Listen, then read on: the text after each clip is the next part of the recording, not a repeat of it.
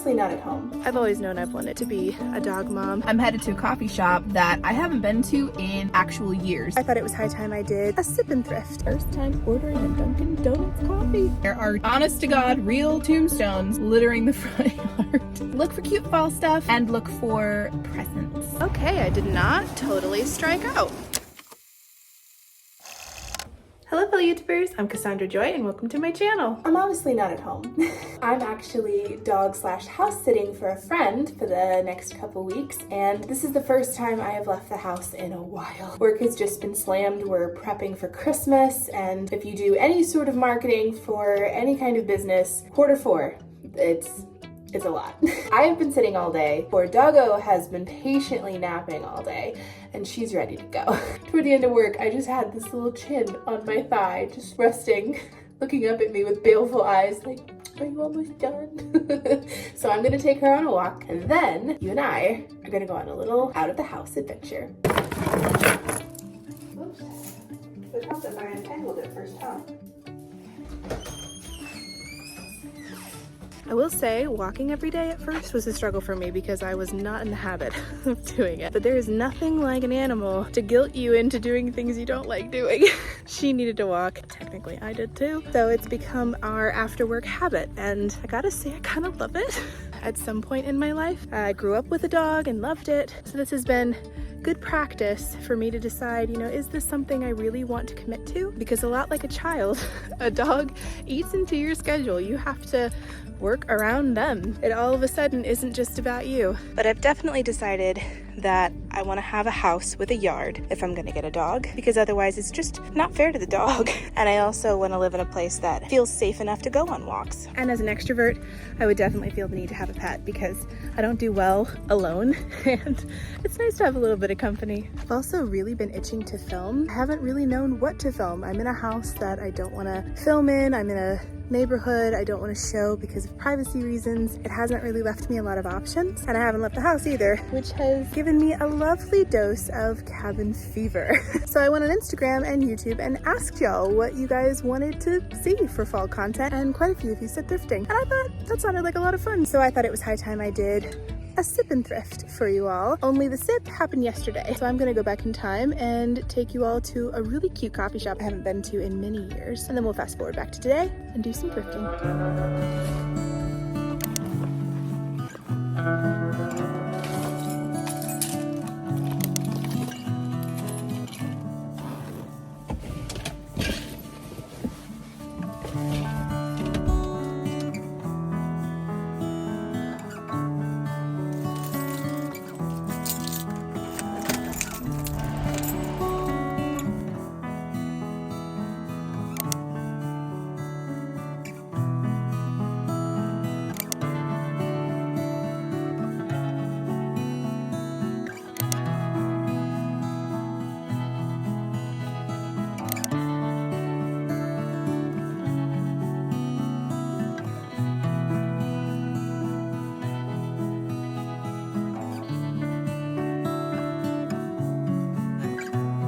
I am not at home. I'm actually dog/house sitting for a friend for the next couple weeks, and work is getting really heavy right now. We're prepping for Christmas stuff. I needed concentration, and the sweet doggy, as lovely as she is, was not letting me concentrate. She was feeling very needy today, which was super cute, but not conducive to good work. So I'm headed to a coffee shop that I haven't been to in actual years. The last time I was here, I was with Nicole, and we would do book stuff. I'm pretty sure I vlogged once or twice, but today I'm not doing book stuff. I'm doing work stuff. But I thought, since I haven't been there in a while, I would take you with me and make me feel like I have a little bit of company.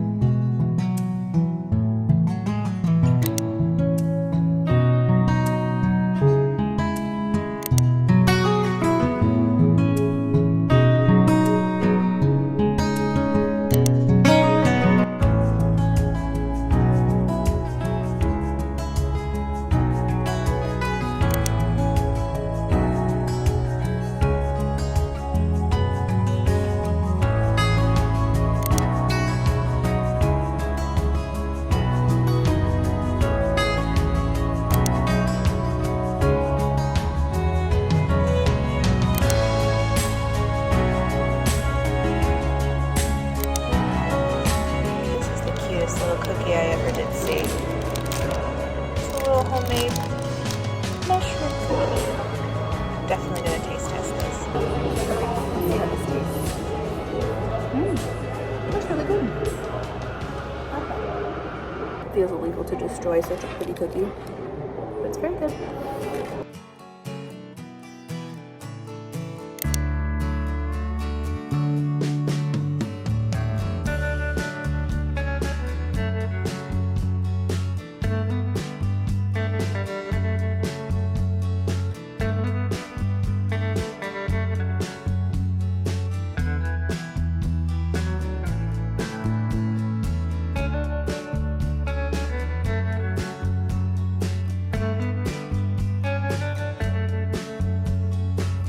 I just realized that I have been to this Goodwill before.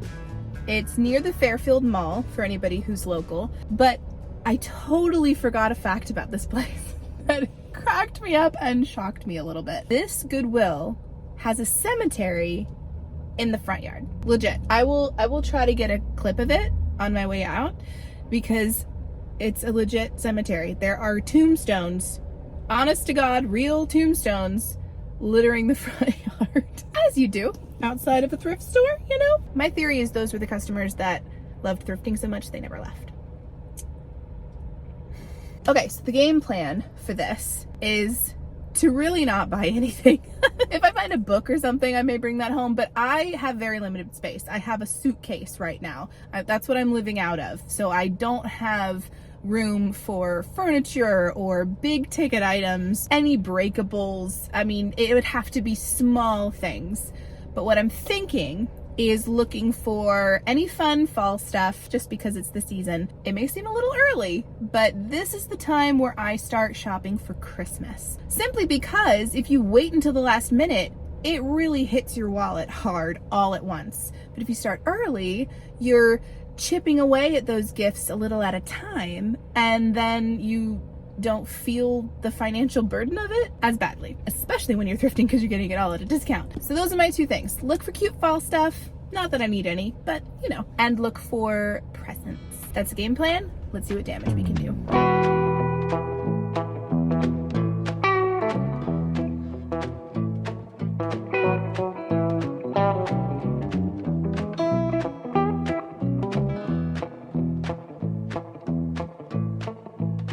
Lots of Halloween costumes out right now. There's a whole slew of them. I won't film it because it's crowded right now. I'm gonna go to a safer place, which is furniture. Look at that little rocking horse. So cute. Little dresser, that's fun. I like this kind of style for a chair, but the cushions are really well loved. They would need replaced. Oh, I love desks like this. That's so fun. If I had kids that I homeschooled, that'd be perfect. And here looks like the hodgepodge of everything.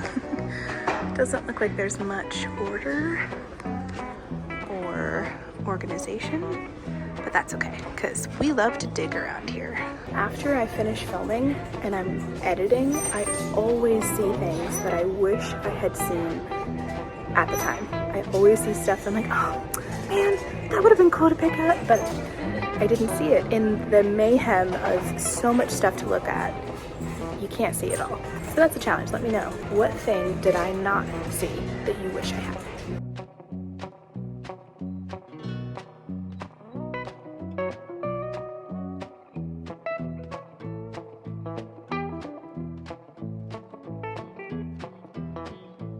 Very modern take on candlesticks.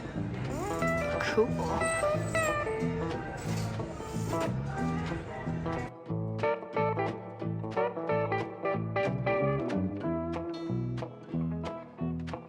Good gifting tip I always look for when I'm in the glass section is Christmas platters or Christmas trays. They're always so pretty and they're always at Goodwill. I've gifted quite a few over the years. I have to remember who I've gifted them to because I don't want to gift the same person another Christmas platter, but it's a really affordable way to give something nice that someone has a use for. It's not just going to clutter their home. Speaking of, I spy some. This one's cool. It's a little Christmas tree. This is nice quality. It's a teddy bear sleeping. That's so cute. $3 for a really nice Christmas tray that you can put cookies on and use year after year. Not bad. These are pretty. Not my colors, but would really make a statement.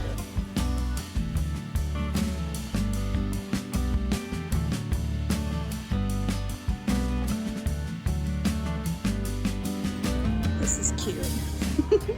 I like this. I don't need it, but that would be fun to put by the sink. Problem is I don't know if it works. Like, why did they donate it? That always makes me hesitate.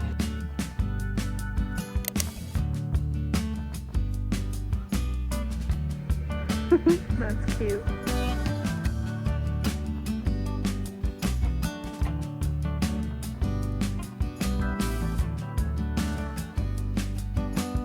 Something else I want to keep an eye out for is furniture. I can't take any home right now, but something I'd like to do in the future, maybe in summer, is to attend some festivals as a vendor and sell Joy Club things. It's just an idea, something I'm thinking about, but I would love to be prepared for if I move forward with that idea. So that's also something I'm scouting out.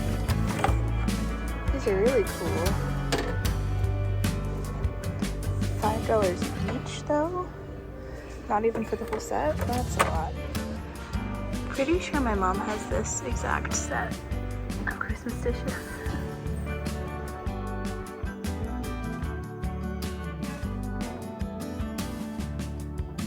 I've heard about people thrifting things like this so that they can make baked goods for people and not have to worry about them remembering to give the Tupperware back. This is a pretty set.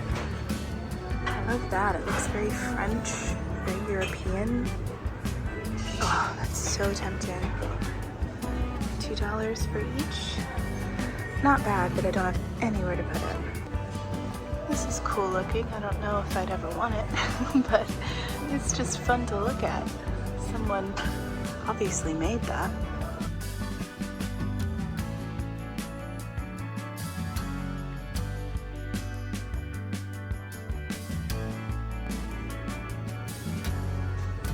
I read this one on a vacation once. It's definitely a good read, and there was a plot twist I did not see coming. Books are hit or miss for me. It just totally depends on what they have available. I can usually find a Murder, She Wrote book, so I'll keep an eye out for that. And sometimes I'm pleasantly surprised with a book that was really popular and I just never got to it, and then it ended up in Goodwill. This is the kind of section where I'm okay with digging and spending a good bit of time, because more often than not, the rewards outweigh the work. Oh my gosh, core memory just unlocked.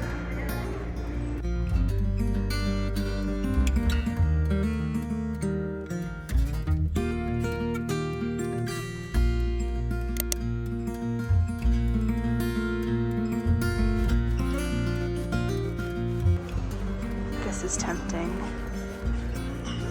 $4, not bad. I love the colors. They're more of a vintage palette. And the little horse-drawn sleigh is so cute. Okay, I did not totally strike out, to my immense surprise. Let me get in the car and I'll chat to you more about it.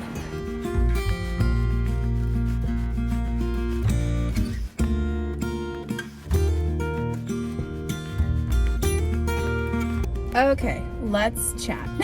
I haven't been to that Goodwill in quite a few years, and I remember it being cleaner and tidier. If memory serves, it was a lot more organized the last time I was here, which I can forgive because I am a thrifter who loves to dig. I don't mind taking my time. I don't mind looking through all the things to find the diamond in the rough. But I could not get over the chemical smell. There had to be so many chemicals in that place that probably don't do good things for your health if I were to be exposed to it for a very long time. But I did come away with 3 items. And I'm very shocked because it wasn't until the very end that I found anything. I was like, am I gonna strike out? Is this gonna be a really boring video for everybody? And really disappointing for me? Because I mean, there are less than a handful of instances where I have gone into a thrift store of any kind and come out empty-handed. Thankfully, I did not add to that score because I did not come out empty-handed. I know my goal was to buy gifts for other people, and I don't know if I succeeded on that front. The first thing I found was this, which is so cute, right? It's so rustic, it's Christmassy, it's got little jingle bells. It looks like someone made it, and I love that about this piece. I don't have any critiques about it. It's super cute. This was $5.99, which was not bad for something that's this nice, and pretty cheap for Goodwill anymore. This is the only item that I might consider gifting to someone else. But here's the problem. I really like it, which is always the problem I run into when I go thrifting. I really like it. So I'm gonna reserve my opinion for regifting or not when Christmas rolls around and I decorate. Because if I feel like my loft is missing something and this little pretty bell plaque is the thing that it's missing, I have my answer on who it should belong to.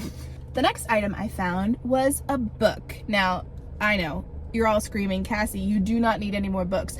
Didn't I have a vlog pretty recently where I told you, don't let me buy any more books? I'm pretty sure I said that. Well, you know, that was past me, and past me didn't know that this book existed. This is called The Horse Whisperer, and the 10-year-old horse-obsessed me just could not leave this behind. It's by Nicholas Evans, and it sounds very similar to the plot of Heartland. If you guys are familiar with that show, oh my goodness, if you want a new comfort show that has to do with horses and cute boys and wholesome relationships that have just enough drama to keep you interested, but not icky drama, if that makes sense. Oh, it's so good. It's like the grown-up version of Pony Pal in the best way. This plot sounds very similar in the sense that there is an accident that propels the entire plot. Only the horse whisperer in this book is a guy, and he's world-renowned, and the accident follows a mother and a daughter,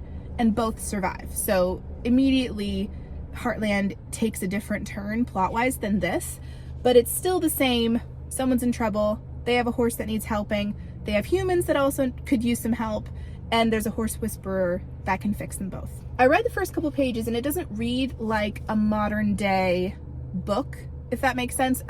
I'm explaining this wrong. It is modern day. It's not Victorian or anything. It doesn't have a younger, my generation voice, if that makes sense. But that's not to its discredit. It's been a long time since I've read something with a voice like that, and I feel like I'm gonna love it automatically simply because it has to do with horses in crisis. Last but not least, this is the thing that smells the worst of chemicals, and I will absolutely have to wash this when I get home. And that is this Christmas pillow. I could not leave it behind. I almost did. I walked 2 steps away and I was like, no, I can't. I have to bring this home. The colors, they're so vintage, right? And just the silhouette is just so cute. This was $3.99, which is not bad, again, for Goodwill. I'm shocked that the prices are this good here. They had a couple different vintagey pillows, but this one was by far the best, and I'm definitely keeping this for myself. It feels like the kind of pillow I would keep for years and years. I'm envisioning it as a family heirloom. I don't know how my future kids will feel about that, or my future husband. Should either of those exist for me, but I think it's cute. I really like it, and I think it's gonna go well in my loft during Christmas time. I think the total amount I spent was around $13, which is not bad for 3 items from Goodwill. And I feel so bad saying that because Goodwill used to be the place where we could count on great prices, and at least the ones that are close to home for me, that's not true anymore. And it's a real bummer. It's why I don't go there very often anymore. It's why I'm going to real, if you want to call it that, thrift stores and antique stores, because the prices are about the same and I can find better quality stuff at those places than I can at Goodwill. It's really sad because the algorithm really loved when I did Goodwill things. Oh well. This Goodwill surprised me pleasantly. But I tell you what, I have missed thrifting. I've really missed it. The thing is, I just haven't needed to thrift anything. And that's a big statement for me. Cassie a year ago would have been dumbfounded by the fact that I could say that with full confidence. To say, I don't need to go thrifting, I can afford full-priced things now. Not that I always buy that, because I still love thrifting and I'll always love it. I want to make my money go as far as I can, But the fact is I have it now. I have enough to be comfortable, to get by, to have my needs met. And that's something Cassie a year ago had a really hard time believing would be possible someday in her future. The job I had at the time felt very dead-end-y, which was really disappointing because it was a job I thought would take me farther than it did. It's just interesting that perspective shift that's happened, where I used to say, I have to go thrifting because I can't afford anything, and now I get to say, I want to go thrifting even though I can afford things. It's a very small perspective shift, but I really hope I never get over the awe of that and the gratefulness and thankfulness of that. Don't ever want to get so used to being comfortable that I forget what it felt like to be uncomfortable. If you've had the prior experience of struggling and things being challenging, you appreciate the ease that comes later much better and find way more value in that than if comfortability was your resting state for the entirety of your life. So all that to say, I love thrifting. I will always love thrifting. And I'm glad I was able to find a few things to take home today. I'm thinking that I would like to get a cup of coffee, decaf, if I can swing it. I did pass a Dunkin' Donuts on my way here, and I can't remember the last time I ordered anything from a Dunkin' Donuts because there's really none near me. So the fact that I'm in the vicinity of one is kind of exciting. Question will be if they have oat milk available. There's also places to eat here, and that's also tempting. Because if I go home, I'm gonna have to cook something, and I really don't feel like cooking something. What did I just say about making my money go farther? Wasn't I just preaching about that? Okay, fine, I'll eat at home. But I'm gonna get coffee because I want to.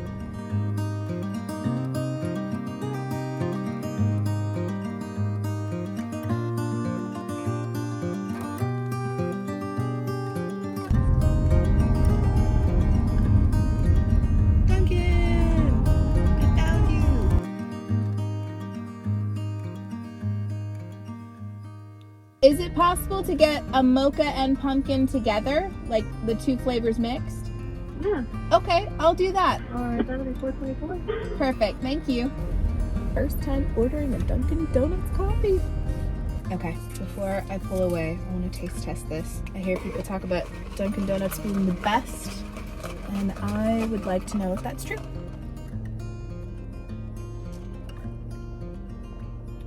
Whoa, that's sweet. Ooh, I almost need some coffee to cut that.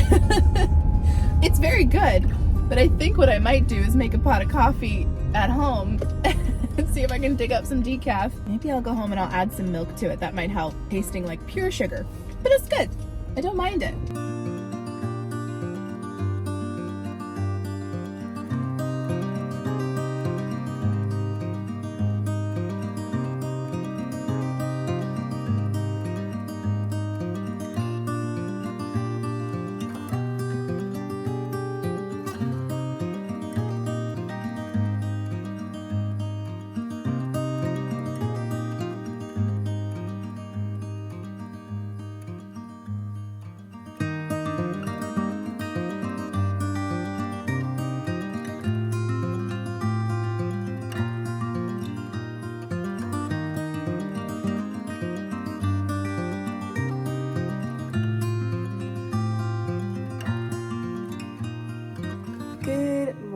It's the next day. I forgot to end off the vlog, and I definitely wanted to make sure to remember to because I want to start a new end of the vlog segment. So I recently watched Zoe Suggs' Vlogust, which if you don't know who she is, she's actually the creator who got me into vlogs in the first place. Her vlogs were the first exposure to the format I'd ever seen, and it made me fall in love with making videos like that. I still watch her to this day. She's engaged, she's a mom now, so her content has definitely changed since her early years, but what she and her fiance started doing at the end of their vlogs is to answer a question that was asked from the vlog the previous day. And I thought that was such a cool concept to end a vlog on, so I'd like to try it. Obviously, there are no questions on a previous vlog to pull from, so I'm gonna steal a question that they answered that I thought was pretty fun. And these questions are not serious, they're actually very random and a little bizarre, but I love them for that reason. So the question I'm stealing, because it's spooky season now, is if someone had to cast a magic spell to teleport you to where they are, to summon you from wherever you are, what 3 items would they have to get in order to bring you to them? And I thought that was such a cool question because the 3 things have to obviously fit who you are as a person. What would be 3 things that would sum me up as a person, be able to teleport me from one place to another in a magic spell? I would say a seashell or something ocean related, because let's be honest, I'm part mermaid at heart and the ocean is a big part of me even though I don't live there. Next thing, hi. Are you wanting to join in on the questionnaire? She's like, I need to be part of this, please. I don't know what 3 things would sum you up. Probably all of your tug toys. I think those would be your favorite things. Tug toys and treats and a leash. I think the second thing would have to be something horse related. Whether it was a horse statuette like the Breyer horses I used to collect, or one of my horse toys that I still have somewhere in the attic, or a horseshoe, or something horse related. I feel like a vlog camera is too obvious, but that would be my other idea. Maybe a book? A book could be interesting, but it'd have to be the right book. It'd have to be one of my favorites, my top favorite book of all time. Which is hard for me because I have a set of 10 books that I would categorize as my favorites of all time. But the problem is I have a favorite book every year and they all tend to shuffle into that top 10 category. But the book that's coming to mind that was the first I ever devoured and felt like I love this book was The Little White Horse. And I can't remember the author's name, but I'll put the book cover on the screen. I think I have it listed in my Amazon account if you guys want to purchase it yourself. It's a very fun read. It's about a little girl who moves to basically a castle and sees a magic horse that no one else can see. And it's all very fun. There's a little love story. They even made a movie about it, but I wouldn't recommend watching it because they deviated from the plot horrendously, and I'm not happy about it. So yeah, those are the 3 items. A seashell, a Breyer horse statue that I've collected in the past, and the Little White Horse book. So I'm going to turn the question back around to you. What are 3 items that someone would have to collect in order to summon you, to teleport you to where they are in a magic spell? Hopefully you guys like this segment. I think it could be a really fun little way to end off vlogs, at least for the foreseeable future. But that means I'm going to need some classroom participation on your end. So let me know in the comments your wackiest, craziest, silliest questions, whatever you'd like to ask. They can be serious, I suppose. If you need some inspiration, go watch Zoe Suggs' Vlogust, because at the end of every video they answered a question and they were all really good ones. Very thought-provoking, very random, but introspective at the same time. Like as an example, I just finished watching one where someone had asked, if you could create a museum about anything, what would you put in it? And I just love that. That's such a cool question. So I'm sorry, do you need some attention? It's lunchtime. And she's like, this is when you take a break and play with me. I definitely have some fall content prepped and planned for the future. Vlogging this was just a little bit of an outlier because I'm obviously in someone else's home. I'll be back home the next time you see me, and we'll get back to your regularly scheduled vlogging content. Thanks so much for watching, and I'll see you in the next one. Can I have my hand to blow up and kiss? It's sort of tradition. Do you mind if I do that? She's not relinquishing my other hand. Can I just really fast, just really fast. Thank you guys so much for watching, and I'll see you in the next one. Love you guys. Mwah. Bye. Okay, you can have my hand back now.